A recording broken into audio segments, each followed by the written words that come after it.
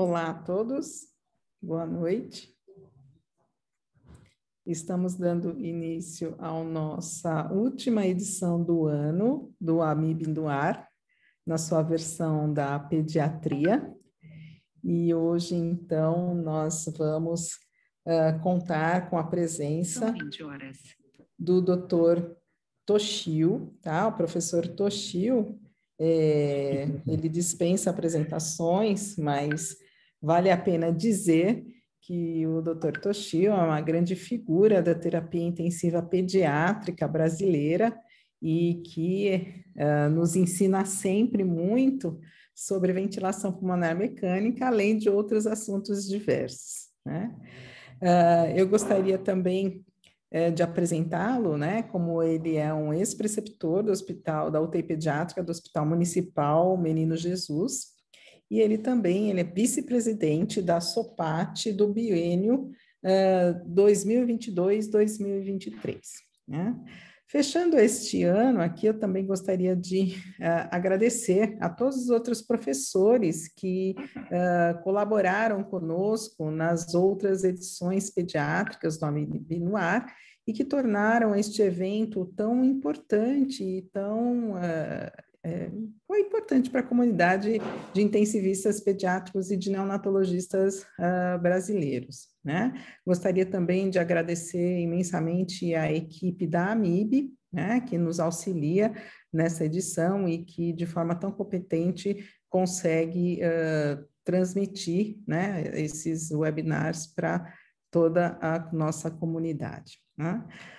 Bom, hoje o Dr. Toshio vai falar para a gente um pouquinho sobre driving pressures, né, ou sobre o delta de pressão, né, e eu gostaria, então, de passar a palavra para o Dr. Toshio. Bem-vindo, Dr. Toshio, e muito obrigada por aceitar o convite aqui para fechar o ano de forma brilhante aqui nosso webinar na pediatria. Obrigada. Boa noite, obrigado, doutora Regina, pelo convite para participar desse AMIB no Ar, que é um evento já consagrado, e a gente tem a satisfação de participar realmente, efetivamente, e eu diria pela primeira vez do AMIB no Ar.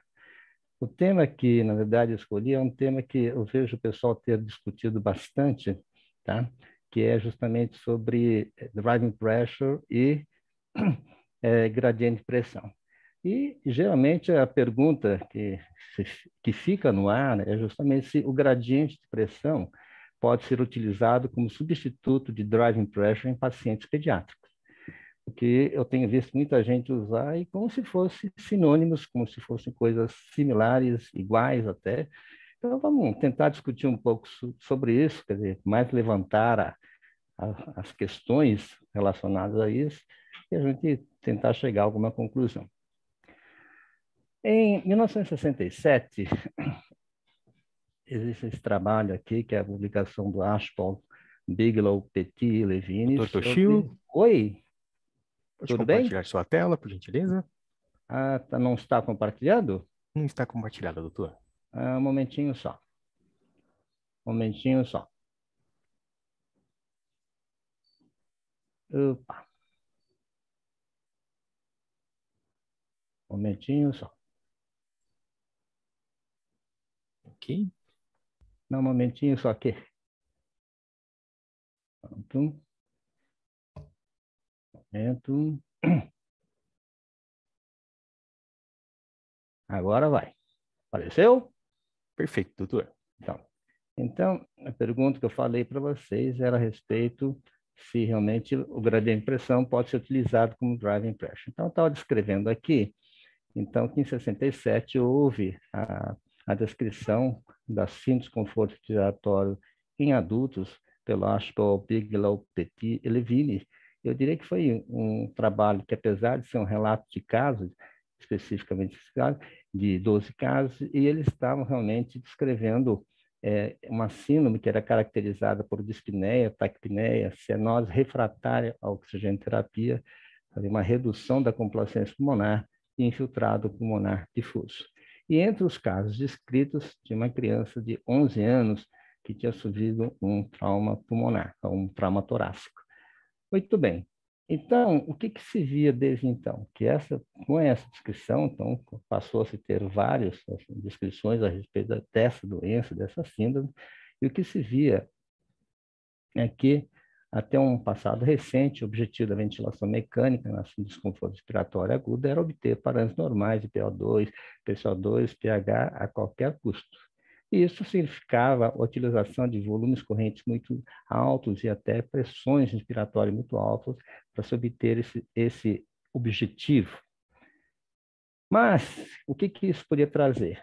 Em 74, um trabalho experimental do Webb e Tierney em pulmões de ratos, eles programaram alguns grupos de ratos um parâmetro de ventilação em um tempo de 1 hora. Então, num grupo de ratos, ele tinha uma pressão respiratória de 14, um PEP de 0, uma pressão de 45, uma PEP de 10, uma pressão de 45, uma PEP de 0. O que observou? Que no grupo que a pressão era baixa, a pressão respiratória, após 60 minutos, o pulmão era de aspecto normal, praticamente. No outro extremo, em que se utilizou 45 centímetros de pressão respiratória e 0 de PEP, rapidamente esses ratos ficavam agônicos e muitos não toleraram esse tempo programado de 60 minutos. E a observação desse pulmão é que era um pulmão edematoso, hemorrágico, e que realmente apresentava um grau de lesão muito importante do ponto de vista macroscópico. E o acréscimo de 10 centímetros de PEP, mantendo aquele mesmo 45 de pressão respiratória, o grupo de ratos sobreviveu e o pulmão tinha um aspecto até razoavelmente normal. Então, o acréscimo de PEP parecia que tinha um efeito protetor nesses pulmões. Mas se a gente tentar olhar para um outro lado, a gente pode observar qual a diferença de pressão ou gradiente de pressão entre a pressão respiratória e a PEP. Então, nesse caso, a PEP aqui é de 14, aqui é 45, e no grupo que sobreviveu, a esse gradiente de pressão era mais baixo. Então, se a gente olhar, a gente pode até observar que o gradiente de pressão, apesar de mantido a pressão respiratória mais alta, era menor. Muito bom. Isso foi em 74. 24 anos depois, 98, o Dreyfus e Salmon também, em pulmões de rato, submeteram os pulmões também a uma pressão respiratória de 45 centímetros de água. E o que eles observaram? Que rapidamente o pulmão se tornava congesto, edematoso, hemorrágico, então mostrando que volumes altos ou pressões altas lesam os pulmões. E a abordagem tradicional era utilizar um volume corrente de 12 a 15 ml por quilo, mas nos anos 90 começou a pensar em utilizar volumes correntes mais baixos, que era a chamada estratégia pulmonar protetora. Muito bom. E o que consistia essa estratégia protetora? Reduzir a pressão respiratória final, a pressão de platô, reduzir o volume corrente e aumentar a PEP, tentando evitar o colapso alveolar. Obviamente, com essa técnica, com essa estratégia, usando volumes correntes mais baixos, era de esperar que houvesse uma retenção de gás carbônico, mas que era tolerada, então, que é chamada hipercapnia permissível. E em 2000, no ano 2000, num trabalho grande do NIH, o que eles observaram? Justamente comparando um grupo que utilizou um volume corrente de 12 ml por quilo, uma pressão de platô menor ou igual a 50 centímetros de água, 432 pacientes, e contra um grupo de pacientes que se utilizou um volume corrente menor, de 6 ml por quilo, uma pressão de platô também mais baixa, tá? Com N de 429. E o que se observou em relação à mortalidade? Que o grupo que utilizou um volume corrente mais alto teve uma mortalidade de 39,8%, e que no grupo de 6 ml por quilo houve uma redução relativa de 22%, 31%, e a partir de então esse estudo acabou sendo interrompido, que começa a se considerar um estudo antiético se manter essa maior mortalidade em relação ao grupo que utilizou um volume corrente maior. Bom, então a sensação que fica, que o problema é volume. Então, vamos usar volumes mais baixos. Até que 15 anos depois tem a publicação do Amato e colaboradores a respeito do driving pressure e a sobrevida assim, desconforto respiratório agudo. Então, o que eles observaram? No estudo, ele levou em consideração 3.562 pacientes adultos que estudam mortalidade 60 dias, eles observaram que, num grupo em que foi mantido a PEP, mas foi aumentada a pressão de platô, quer dizer, houve um delta pressórico maior aqui, quer dizer, a diferença entre a PEP e a pressão de platô, desculpe, nesse grupo aqui, o que observaram é que a tendência do risco relativo de morte era crescente, quanto maior era essa diferença entre o delta pressórico, entre a pressão de platô e a PEP, realmente aumentava o risco de mortalidade. No outro grupo, era mantido esse gradiente, ou esse driving pressure, que é esse delta P, e com aumento crescente da PEP. Mas foi mantido esse valor em relação ao quanto de pressão era oferecido para esses pacientes. E que se observou que o risco de mortalidade era similar em todos esses grupos. E do outro lado, fixou-se o pico pressório e platô, e se aumentou a PEP. Então, o que se observou é que quanto menor essa diferença de pressão a driving pressure, o risco de mortalidade era menor. Com isto, o que se observaram? Que nos grupos que se utilizou uma driving pressure mais baixa, realmente foram os grupos que tiveram menor risco de mortalidade. E quando eles observaram o estudo, viram que o risco de mortalidade abaixo de 1 tinha um valor de 15 centímetros de driving pressure e que foi utilizado como referência ou é utilizado como referência para muitos, quer dizer, manter a driving pressure abaixo de 15, que você tem um risco menor de mortalidade. Muito bem. Então, o que é driving pressure? Vamos tentar definir o que é driving pressure. Então, para definir driving pressure, você tem que definir o que é pressão de pico e pressão de platô. Então, se a gente observar os dois modos comuns de ventilação mecânica, nós temos a chamada pressão controlada e o volume controlado, que tem essas características em relação ao fluxo e ao pico pressórico. Então, no grupo pressão controlada, a variável controlada é pressão. Então, é mantida aquela pressão constante ou fixa nas vias aéreas e o fluxo tem esse comportamento de rampa descendente. Quer dizer o quê? Como o fluxo é dependente dessa pressão, então no momento zero e até atingir o pico, ele tem que liberar rapidamente o fluxo para que se atinja rapidamente esse pico pressórico. A partir do momento que se atinge esse pico pressórico, o fluxo tende a diminuir, porque se fosse mantido esse fluxo como é aqui, a tendência da pressão é aumentar. Do outro lado, que é o volume controlado, você tem um fluxo fixo. Então, de acordo com esse fluxo, a pressão vai sendo crescente. Então, a rampa a ascendente de curva de pressão é o que você observa quando o volume é controlado. Muito bom.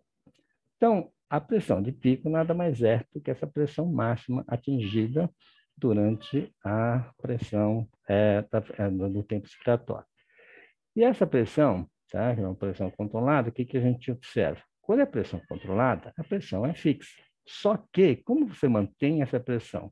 Você tem variação em relação ao fluxo decorrente da resistência ou do volume decorrente da complacência, então o volume e fluxo são dependentes da complacência e resistência do sistema respiratório.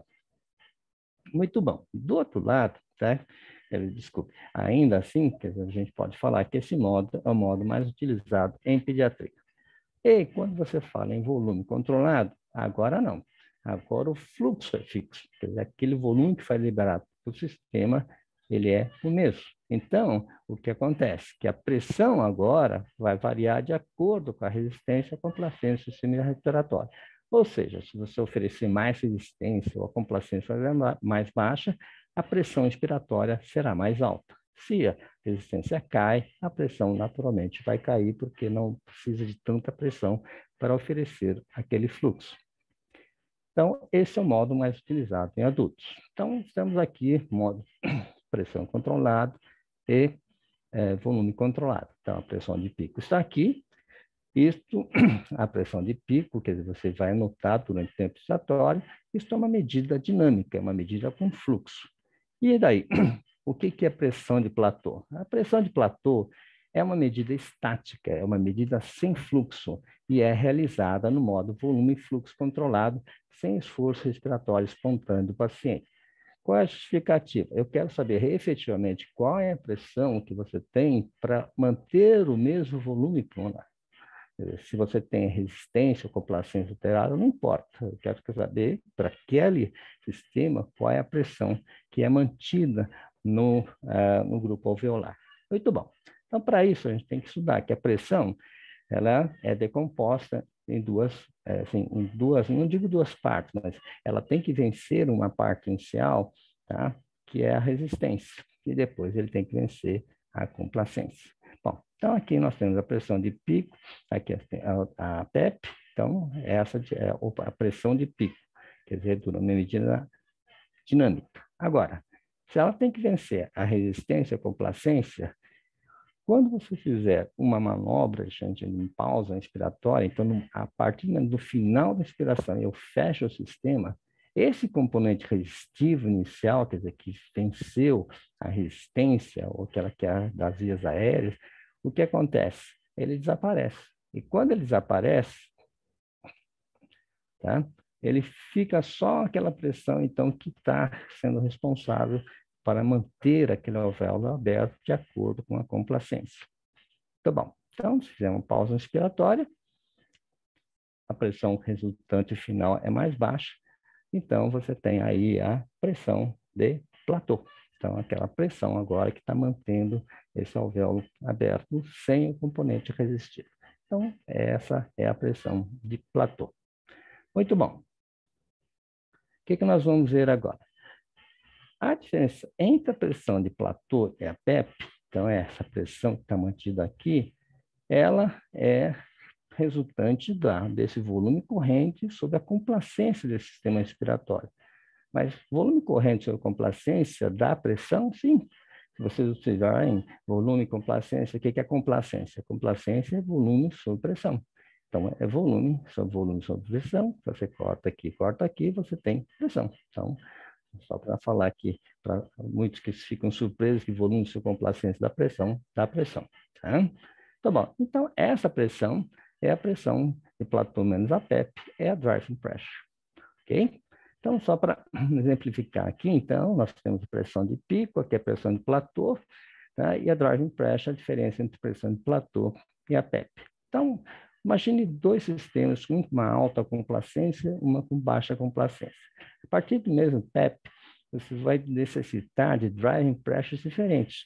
Uma driving pressure mais baixa, naquela curva que tem uma complacência mais alta, e uma driving pressure mais alta para o mesmo volume corrente, uma curva que tem menor complacência. Então, já começa a entender por que você, tendo que utilizar driving pressure mais alto, pode ter um risco maior, né, de agressão pulmonar e também ter mortalidade. Também. Então, é interessante também saber a relação da driving pressure e a pressão transpulmonar. Seria a pressão transrespiratória e transpulmonar. Então, a pressão transrespiratória é aquela diferença de pressão entre o que está no nível da boca e a pressão alveolar. Então, todos os sistemas respiratórios, por isso que é chamada de transrespiratória. E a pressão intrapleural, né? Ela, que quando o fluxo aéreo é zero, a principal força que mantém a circulação é a pressão. Então, quando o fluxo aéreo é zero, lembra que a gente mede a driving pressure com fluxo zero. Então, temos que imaginar que tem algum componente aí relacionado à driving pressure. Então, bem, que é o quê? A pressão transpulmonar é a diferença entre a pressão alveolar e a pressão intrapleural. Tá? E essa pressão transpulmonar está associada com a lesão pulmonar na ventilação mecânica. Eu trouxe um trabalho aqui no estudo do Slutsky em relação à lesão pulmonar induzida pelo ventilador, que é bastante interessante. Então, pensando na pressão transpulmonar, ok? Numa situação normal, quer dizer, uma respiração espontânea, no final da inspiração, vai encontrar uma pressão alveolar de zero e a pressão intrapleural de -8. Então, a diferença entre os dois é de 8 centímetros de água. Então, no final da inspiração, você tem uma pressão transpulmonar de 8 centímetros de água. No outro exemplo, nós temos aí um paciente com pulmão normal, mas está anestesiado, paralisado, em ventilação mecânica, e no final da inspiração, como ele não faz força respiratória, quem vai promover essa pressão respiratória é a ventilação. Então, vamos colocar aqui 9 centímetros de água. E a pressão pleural, como o paciente não faz força, a pressão pleural é baixa, então a redor de 1 centímetro, 9 menos 1, 8 centímetros, opa, é a mesma pressão transpulmonar de uma respiração normal. Vamos para um outro caso. Então, aqui nós temos um paciente que tem uma parede torácica rígida, em ventilação mecânica, no final da inspiração. Então, quando ele tem uma parede rígida, você precisa colocar uma pressão muito alta, e a pressão alveolar, nesse caso, estaria em 30 centímetros de água. Mas a pressão intrapleural também é positiva, porque ele não consegue criar uma pressão negativa, então está aqui em 25. E 30 menos 25, então aqui só tem 5 centímetros de água de pressão transpulmonar. Esse outro exemplo, esse é interessante, que é o exemplo do trompetista. Então, imagine um trompetista com um pulmão normal, tocando uma nota, mantendo uma nota longa. Então, a pressão que está lá na boca é a mesma que está no alvéolo, e essa pressão chega a 150 centímetros de água. Mas ninguém ouviu falar que com 150 centímetros de água, um trompetista tenha tido algum barotrauma, um pneumotórax durante um evento, num concerto, por exemplo, tocando o trompete. Por que isso? Porque, na verdade, não é que está sendo criada essa pressão, é o tórax que cria essa pressão. Então, é o tórax que comprime. Então, a pressão pulmonar não é resultante não é a ventilação mecânica que está fazendo isso, não, é o paciente. Então, ele está comprimindo o tórax para que a pressão seja 140. Então, a pressão intrapleural também aumenta e chega a 140 centímetros de água. Então, 150 menos 140, 10 centímetros de água, que é muito parecido com um pulmão normal numa respiração espontânea. E o que é enganoso? Enganoso é esse outro paciente. É um paciente em desconforto respiratório acentuado, que é o paciente que está brigando, puxando ar, que está em VNI. Então, você está colocando em VNI e está colocando só 10 centímetros de água, que não é muito. Mas o paciente faz um esforço tremendo e a pressão intrapleural pode chegar a menos 15 centímetros de água. Então, 10 menos 15, a pressão agora transpulmonar é de 20 centímetros de água, o que pode ser lesivo para esse pulmão. Então, apesar de ele ter uma pressão baixa, tá? A pressão transpulmonar pode resultar num dano pulmonar para esse paciente. Então, isso é uma lembrança que a gente tem que estar atento, porque a gente só pensa muitas vezes só na pressão transrespiratória, aquela que está sendo enviada para o paciente. Muito bom. Então, o que a driving pressure tem? Então, como é que ele tem? Então, se vocês olharem aqui, de novo, a curva de fluxo, de pressão em relação a volume controlado, faz a manobra inspiratória, tem a pressão em platô, então esse delta pressórico é a driving pressure. Então, a driving pressure é a diferença entre a pressão em platô e a PEP. E ela tem dois componentes. Um que é distribuído para o próprio pulmão, que é a pressão transpulmonar, que a gente acabou de ver, e outro aplicada à parede torácica. Então, na verdade, essa pressão, com esses dois componentes, eles cursam em paralelo. A gente pode observar nesse trabalho aqui do Chumelo em relação a vias aéreas, a driving pressure de vias aéreas e a pressão transpulmonar. Então, o que ele observa? Então, num grupo usando, que teve que fez, não que fez uso, mas que foi a pressão de driving pressure foi mais baixa que no outro grupo, abaixo de 15, aqui maior que 15.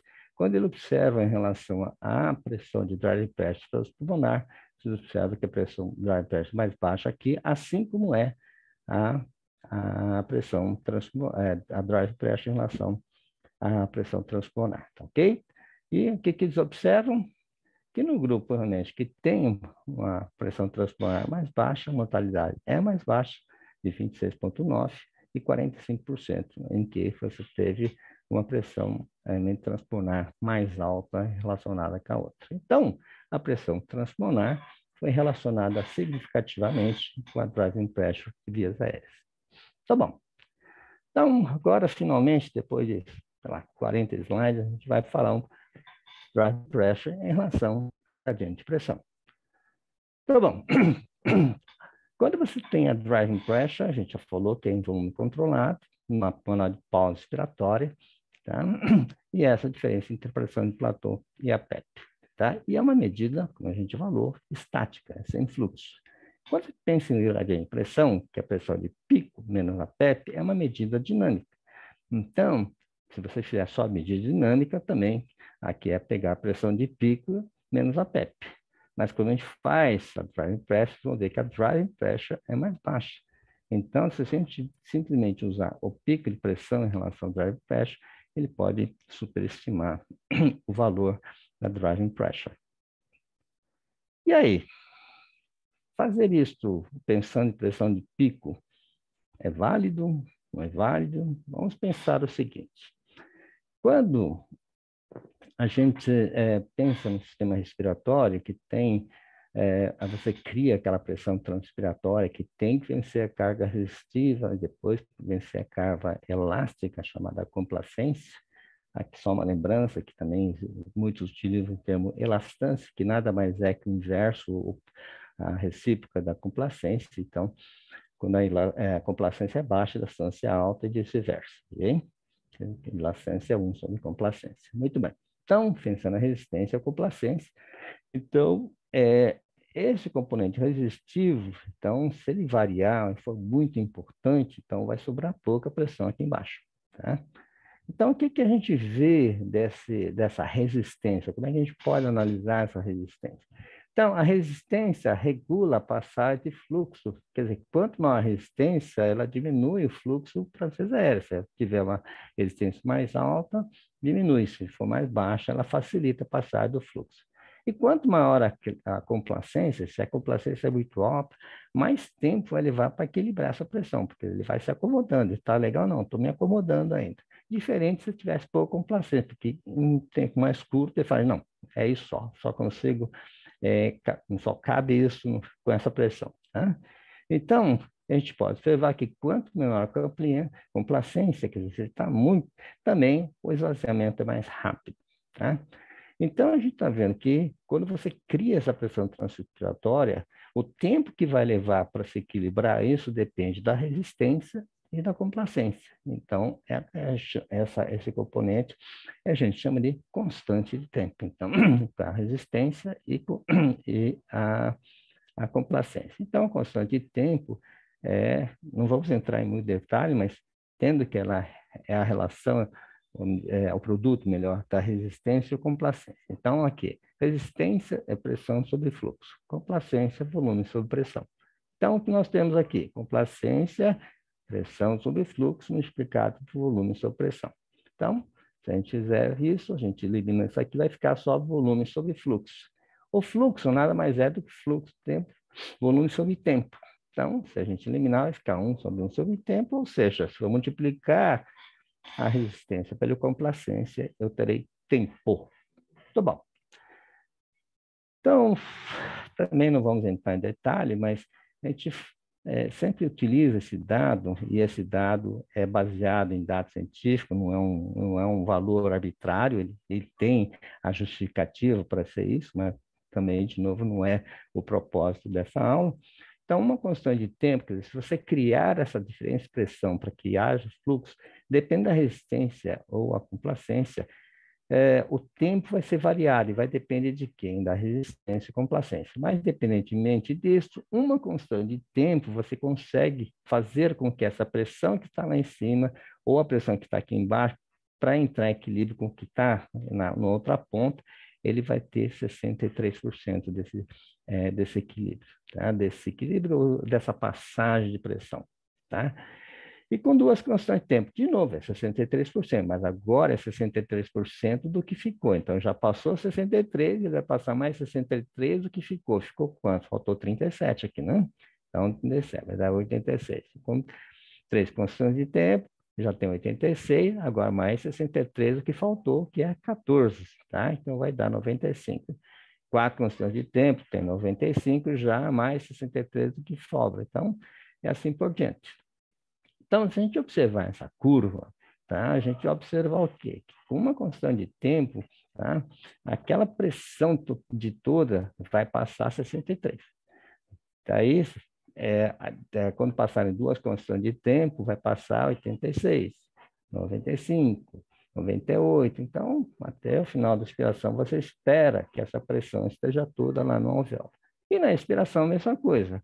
Quando ele expira, agora é uma oscilação inversa. Então, ele vai ter 63, com uma constante de tempo, 86 com 2, assim. Então, por isso que quando a gente fala que a curva lá fora, muitas vezes, a pessoa olha que é uma onda quadrada, não é assim no alvéolo. Ele tem que respeitar essa constante de tempo, ou ele respeita o quanto de resistência e complacência o sistema está oferecendo. Muito bem. Agora, imagine uma outra situação, tá? Que você tenha uma resistência aumentada. Então, quando você tem uma resistência aumentada, isso significa o quê? Que fica mais difícil ele passar. Então, vamos supor que essa resistência dobrou a constante de tempo. Se ele dobra a constante de tempo, então, onde era uma constante de tempo, na verdade, agora vai passar para cá, onde é 2. Quando é 2 constantes de tempo, na verdade, ele passa para cá. Então, na verdade, do final da inspiração, ele não conseguiu passar toda a pressão para o sistema expiratório, porque acabou tendo expiratório. E na expiração, a mesma coisa. Quer dizer, numa constante de tempo, na verdade, ele vai passar 63%, só que ele vai levar 2 tempos, que ele é o dobro. Tá? E assim por diante. Então, no final da expiração, ele não consegue passar a pressão, ou seja, tem pressão ainda dentro do alvéolo quando começa a próxima inspiração. Tá? Então, você já pode entender que isso é característico dos processos obstrutivos, que começa a haver a tendência de represamento do ar, porque essa pressão começa a acumular e começa a acumular volume no pulmão, e por isso que é característico dos pulmões esta hiperinsuflação dinâmica. Esse pulmão que fica bastante armado. Muito bem. Agora, do outro lado, se eu tenho uma queda de complacência, assim, desconforto, membrana hialina, pneumonia, edema agudo, então agora a constante de tempo é mais curta, é mais baixa. Então, com uma constante de tempo, eu já posso ter um esvaziamento mais rápido. Então, o que quer dizer isso? Que eu atinjo mais rapidamente aquela pressão inspiratória que eu estava oferecendo, mesmo se ofereço um tempo inspiratório mais curto. Tá? E na expiração, a mesma coisa, ele esvazia rapidamente esse pulmão. Muito bom. Então, com isso, a gente começa a imaginar, puxa vida, se eu estou usando pressão controlada, se eu vou utilizar justamente isso naqueles pulmões com pouca complacência, do tipo sem desconforto, então, se eu der um tempo expiratório relativamente alto, pode ser que no final da expiração aquela pressão seja a pressão que esteja lá no alvéolo. Então, é a pressão de platô. Né? A gente pode até pensar assim. Tá? Mas, como eu falei, a pressão é controlada, a pressão é fixa. Mas o volume e fluxo são variáveis. Ou seja, mesmo que eu consiga manter a mesma pressão, entre aspas, como se fosse uma pressão em platô, o meu volume é extremamente variável. Então, essa medida pode ser igual, mas com volumes correntes diferentes. É a mesma coisa? Então, é uma coisa, eu diria que nem tanto, quer dizer, é uma dúvida que a gente fica a respeito de utilizar, quer dizer, pode até ser a pressão platô, entre aspas, né? Porque a complacência é baixa, mas será que a gente pode usar como sinônimo? E outra, é uma medida dinâmica, não é uma medida estática. Tá bem. Então, vamos tentar ver alguns artigos publicados. Então, em adultos, a gente não tem muito artigo, por quê? Porque eles usam volume controlado, eles podem fazer a manobra de pós-expiratória e podem ter a pressão de platô. Mas eu encontrei esse trabalho, é um trabalho chinês, publicado em 2017, em que ele chamava essa driving pressure de driving pressure dinâmica. Lembra que como é dinâmica, tem fluxo, então a driving pressure com fluxo. Né? Então, e eram pacientes que estavam com desconforto, que estavam em uso de diálise, ou, desculpe, de ECMO, e nesses gráficos, ele separou 158 pacientes e usou o modo pressão controlada. Tá? E nesse modo pressão controlada, a driving pressure chamou que a pressão de pico menos a PEP, que ele observou? Que quando a driving pressure era mais alta, quer dizer, essa pressão de pico e a PEP é mais alta, o risco de sobrevida era menor. E quando você tinha uma driving pressure, desculpe, aqui é mais baixa e aqui mais alta, vocês começam a notar na curva de tendência da Kaplan-Meier que realmente existe um risco maior de sobrevida no grupo que utilizou uma driving pressure mais baixa. Me desculpe, uma driving pressure dinâmica ou gradiente de pressão mais baixa. Bom, agora, dos que a gente vê em pediatria, eu vou citar um que não é um trabalho de driving pressure, é um trabalho sobre recrutamento ou de manobra de recrutamento violar, que é um trabalho do Crucis, que ele utilizava gradiente de pressão, ou seja, a pressão inspiratória menos a PEP, para utilizar aqueles valores crescentes durante o recrutamento. Então, e manter esse mesmo patamar de pressão inspiratória de pico e a PEP, e ele chamou essa diferença de driving pressure. Esse trabalho no Grupo São Paulo, da nossa colega Flávia Panico, e que ela tentou relacionar o fator de risco, mortalidade e desfechos em pacientes com desconforto respiratório agudo e lesão pulmonar aguda. Então, foi um trabalho observacional, foi feito em 2 vezes em São Paulo e uma de Curitiba, e tentou ver a correlação entre óbito e variável independente, entre elas o gradiente de pressão. Então, bem, o que ela chegou à conclusão? Apesar do estudo ter a limitação de não utilizar driving pressure, a maioria dos pacientes foi ventilada no modo pressão controlada, o achado foi de que tanto o gradiente de pressão de vias aéreas no dia 1 e a média dos gradientes nos primeiros 7 dias foi associado com a mortalidade. Nesse seu trabalho, o IRA, que foi de 2011, 2016, com 352 pacientes, tá? Então, eles estavam tentando ver o que era associado com a mecânica e oxigenação para desconforto respiratório agudo. E quando ele observava a diferença de pressão, o gradiente de pressão, pressão de pico, ele notava que entre sobreviventes e não sobreviventes, realmente sim, existia uma diferença, mas o que chamou mais atenção dele foi a relação da PaO2 e FO2. Então, a melhora na oxigenação, mas não melhora na mecânica respiratória, foi associada com a redução de mortalidade na síndrome de desconforto respiratório pediátrica, esse trabalho de 2017 do BRI. Tá bom. Só que, interessantemente, nesse outro trabalho de 2019, em qual o IR também participa, tá? Ele coloca assim, que eles partem do princípio que o impacto do volume corrente nos desfechos dos pacientes pediátricos ventilados mecanicamente, assim, desconforto respiratório agudo, permanecia não esclarecida. Então, eles queriam ver se existiria algum impacto desse volume corrente corrigido pelo peso, o peso ideal, se teria alguma relação.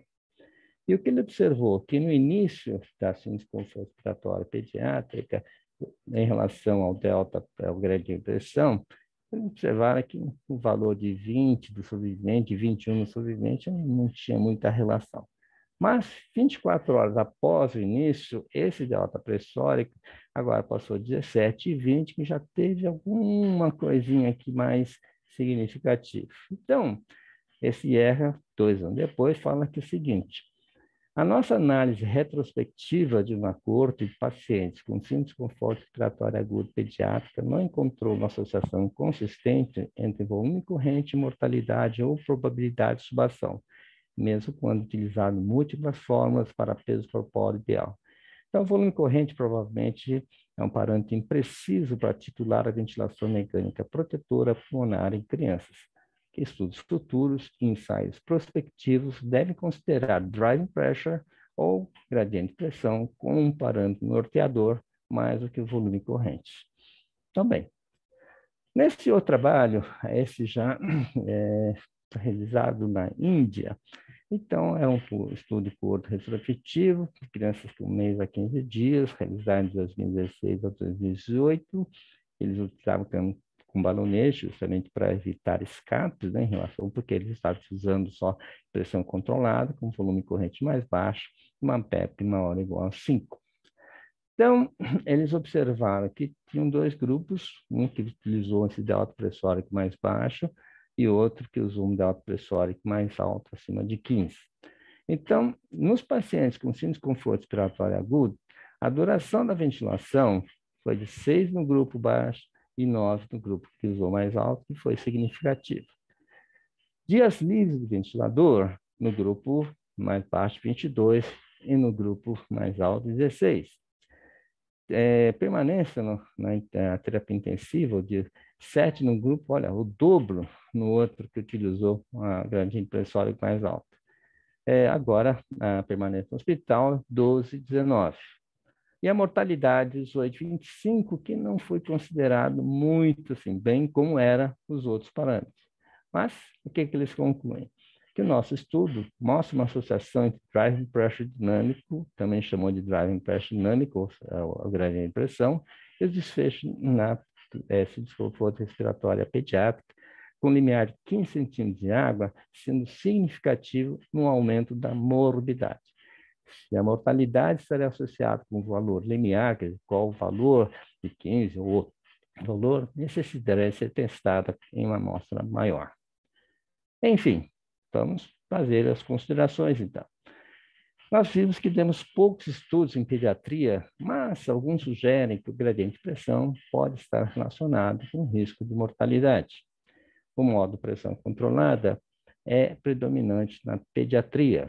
Driving pressure é uma medida estática em modo volume controlado e necessita de sedação pesada e, às vezes, bloqueadores musculares para sua medida. Gradiente de pressão superestima a driving pressure, como a gente já observou. E variações frequentes na resistência de vias aéreas tornam os gradientes de pressão não confiáveis. Lembra-se que a gente falou do aumento da resistência, o que acontece, que tem uma grande variação no volume? Então, com isso, a gente fala que necessita de estudos futuros, que precisa mais dados, a gente vai chegar a alguma conclusão. E queria frisar de novo, em relação à pressão controlada, que é uma pressão fixa, e o volume e fluxo são variáveis, diferentemente do volume controlado, que agora o volume fixo e a pressão é variável. Então, se a gente usar assim, essa pressão fixa e sem conseguir relacionar com o volume, quer dizer, o volume sendo variado, eu não sei como é realmente a minha dúvida em relação a como é que a gente pode comparar isso. A gente pode até usar sem pensar em driving pressure, usando a pressão fixa e relacionando com os trabalhos futuros aí com esses dados. Ok? Então, apresentei isso, quer dizer, o resumo disso, se a gente pensasse se a grande pressão pode ser utilizada como substituto do driving pressure para paciente pediátrico, simplesmente falar sim ou não, tá? E no congresso da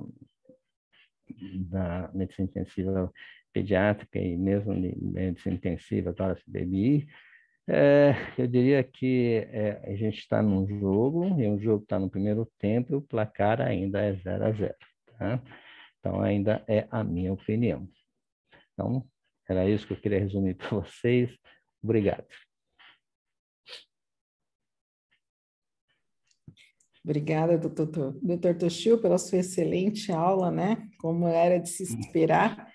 E aí eu gostaria de pedir às pessoas que estão assistindo que enviem suas questões, né? Que nós vamos abrir agora, temos um tempinho aqui para a gente fazer as nossas discussões, né?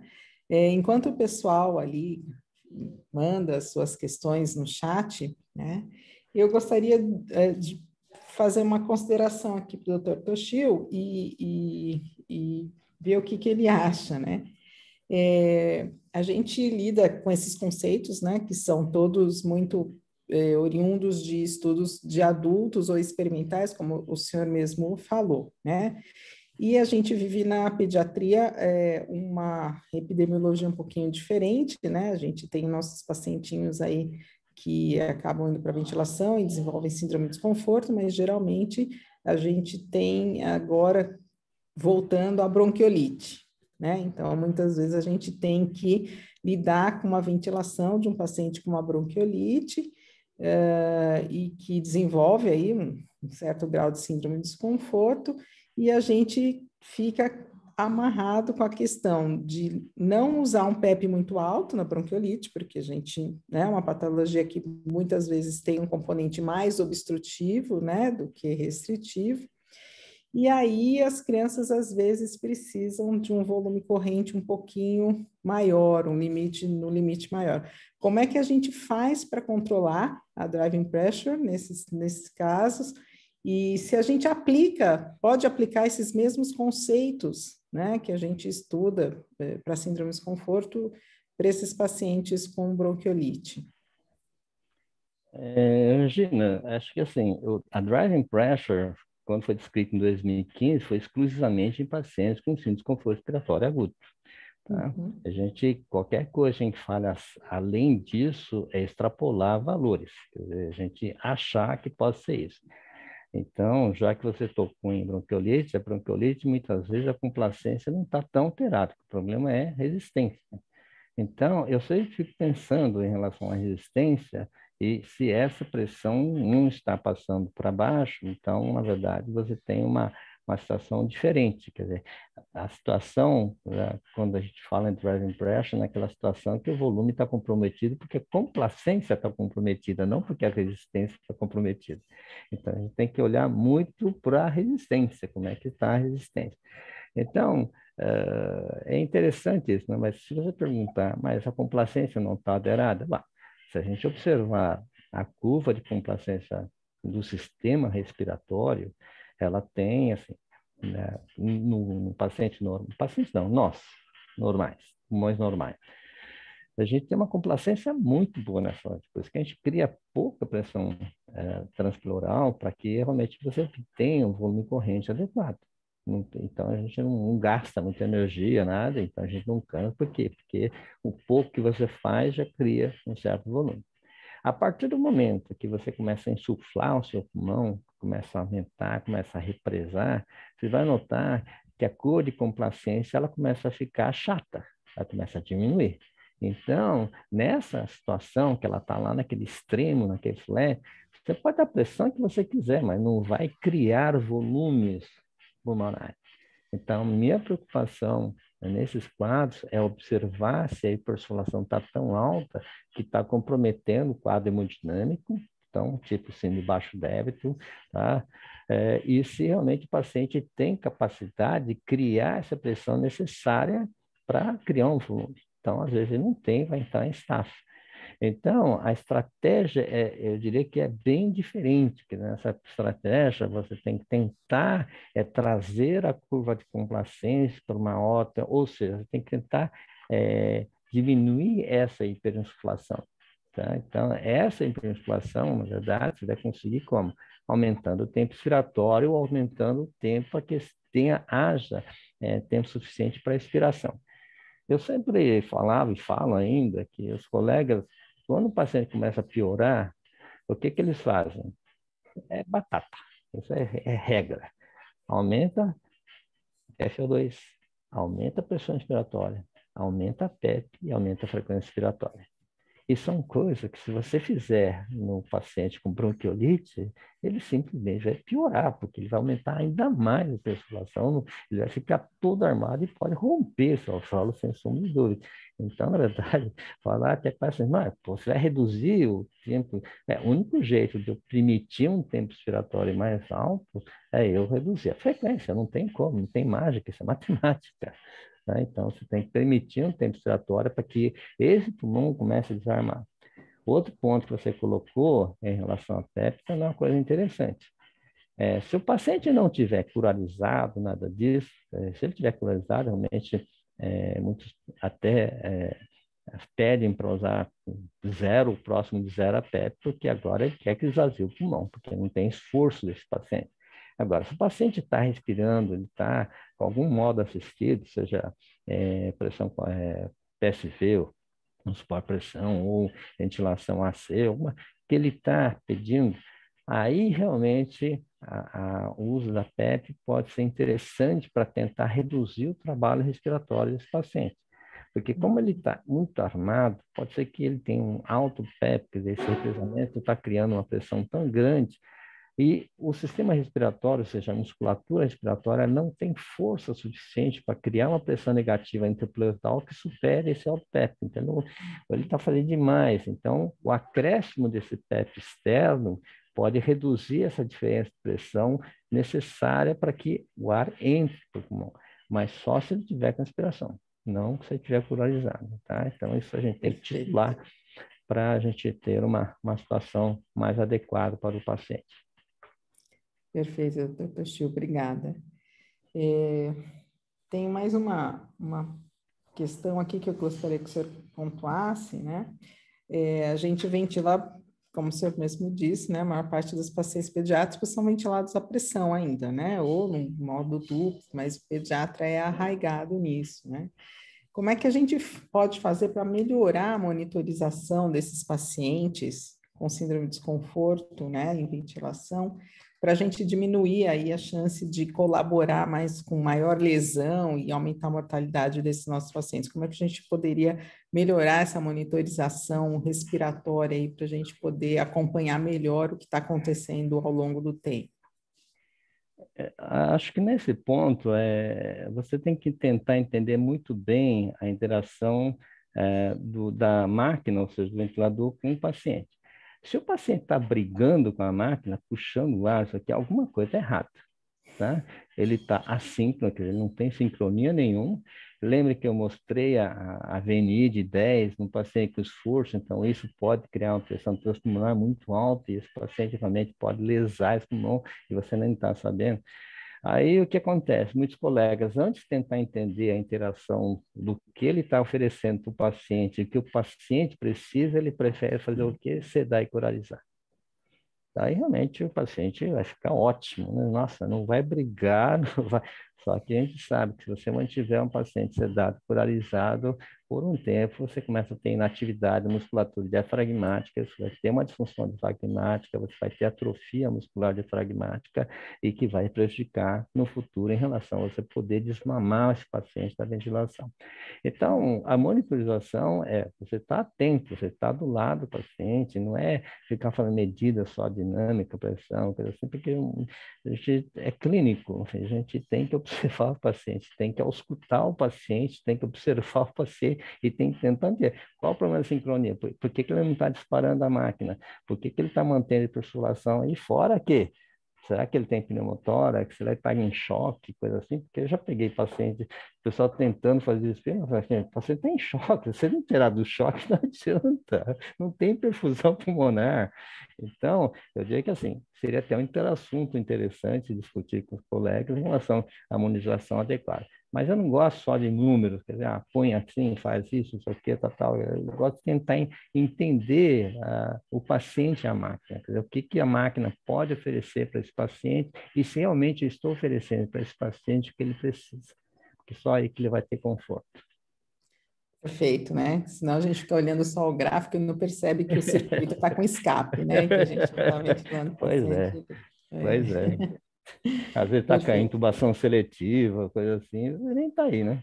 Ou está com rolha. Exatamente, né? Temos que começar do básico, né? Ver primeiro o básico. E nesse contexto, né, é importante também, né, que as cânulas, né, que sejam adequadas, né? Então, muitas vezes a gente está com um paciente grave, né, e ele não está aí com a cânula de tamanho adequado, está com escape, né? E aí a gente não consegue nosso objetivo final, né? Então, paciente muito instável, vazando cânula, hipoxêmico, instável, como é que a gente faz aí para poder trocar essa cânula com segurança, né? Troca ou não troca? Muitas vezes a gente fica com receio, vamos trocar essa cânula nesse momento, né? que o senhor acha aí? Qual que é a melhor estratégia? Assim, eu não tenho um número mágico, tá? Mas assim, se você tem máquina, somente tem a leitura do que está oferecendo que volta, quer dizer, o volume corrente inspirado e do expirado. Então, eu diria que passou de 40%, é um valor realmente alto, que é melhor trocar a cana, porque senão você não vai conseguir ventilar.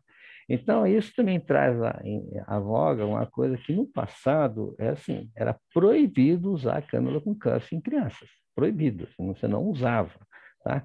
E tinha motivo também, a qualidade da cânula, a qualidade do cuff, que antigamente que eles chamavam de cuff, era uma bolinha tipo o cateter, da sonda da sonda uretral, é aquela bolinha, tá? Hoje, vocês podem considerar que o que eles usam é de baixa pressão com volume grande. Então, ela estende um pouquinho mais, então ela aumenta a área de contato e, com isso, exerce menos pressão pontual ao longo da mucosa. Então, tem um risco menor em relação à lesão.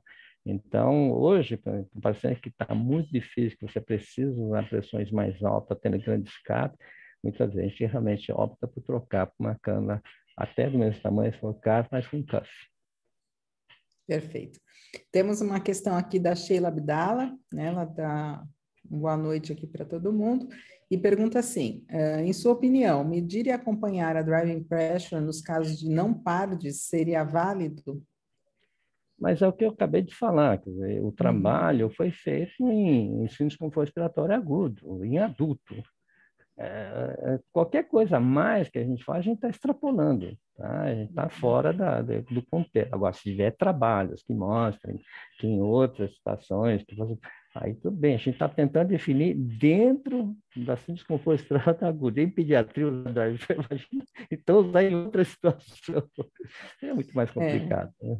Exato, esses conceitos às vezes se confundem, né? Porque nem todo mundo que a gente está ventilando está com síndrome de desconforto e está com problema maior em termos de complacência pulmonar, né? Então, eu poderia ter, assim, se for uma pneumonia, edema de pulmão, sei lá, alguma coisa que realmente é complacência, não tendo tanto envolvimento respiratório, a gente pode até discutir. Agora, em senso lato, colocar em qualquer situação, eu já teria um pouco de dúvida. Perfeito. Vamos ver aqui se temos mais questões. O pessoal está tímido hoje, doutor Toshio. Não, que o assunto, na verdade, eu até trouxe. Aliás, eu tenho sugerido lá no Congresso, falar sobre o tema, porque eu já estava vendo muita gente usar como sinônimo. Eu falei, peraí, vamos com calma. Pode ter até um efeito similar, porque a gente está falando de pressão, mas conceitos são diferentes para mim. Perfeito. A Cibele está mandando parabéns, muito bom, você realmente é muito bom. A Silvia Fukugawa falou um parabéns, chefe, aqui. Ex-chefe. A Denise Silvia Maccioli também, parabéns, doutor Toshio, aula excelente. Obrigado. Márcia Lovitch, eterno chefe, então, pessoal, seu fã aqui. Que bom que teve bastante gente aí para a gente poder discutir. Não, a gente teve aí uma boa audiência, mais de 92 pessoas ao mesmo tempo assistindo sua aula. Poxa, que surpresa, que bom. Bom, acho que poderíamos ficar discutindo esse assunto até amanhã, porque é muito gostoso, né? Nada como discutir ventilação. Mas eu gostaria de agradecer imensamente, de novo, a sua participação, o seu aceite para esse AMIB no ar da pediatria. E agora nós estamos encerrando esse ano e já temos data, né, um mês no próximo ano para reiniciar os trabalhos, né, que vai ser no mês de março. Então, gostaria de contar com todos vocês e certamente com o Dr. Toshio para uma nova edição no próximo ano. Sem dúvida. É um então, assunto que é muito interessante. Tá bom? Obrigado a todos. Obrigada a todos, pessoal. Até a próxima. Até a próxima. Tchau, tchau. Tchau.